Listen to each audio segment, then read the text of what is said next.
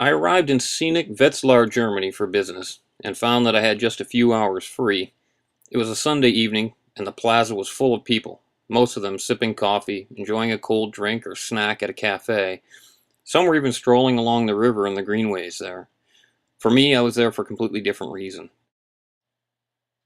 Granted, I've always marched to the beat of a different drummer, so with a bit of free time to kill, on a gorgeous sunny day, I too trekked down to the river. But unlike everyone else present, I had my binoculars, my spotting scope, and my point-and-shoot camera, and I was checking out the wildlife present here.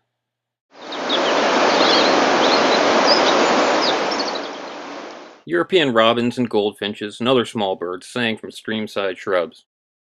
Other birds swam and foraged in the water proper, some familiar like these mallards.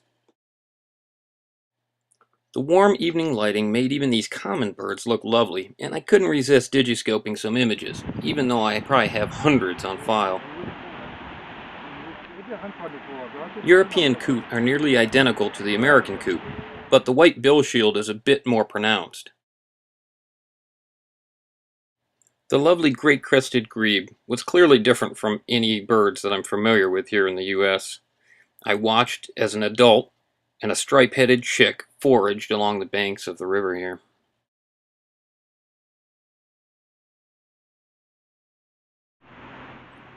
A tiny little grebe played hide-and-seek along the edge of a grassy island in the middle of the stream.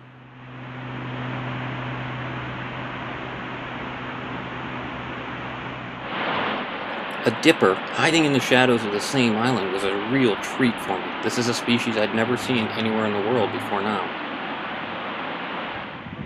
They are named from their curious habit of dipping underneath the water and running along the bottom in search of vertebrates.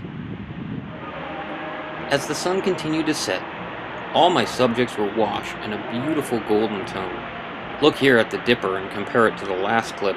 Within a matter of 10-15 minutes, it became a golden bird rather than the gray and brown bird that it had been before. With evening falling, all the birds were preparing for bed. Here this mute swan preens itself in preparation of a long night's sleep.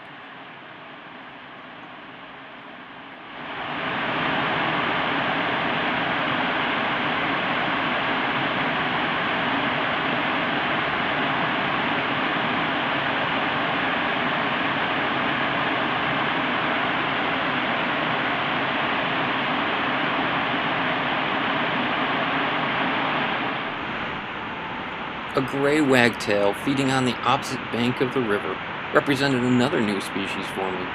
You've probably already guessed how they get their name.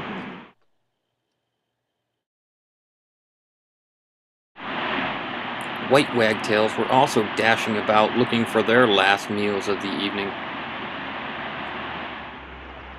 As the last rays of pinkish light washed the river, I finally packed up my gear and headed back for the hotel, climbing up the hill through the plaza in Wetzlar. Large strings of common cranes flew over the town, wishing me adieu and good night, as the sun finally set below the last buildings on this wonderful evening.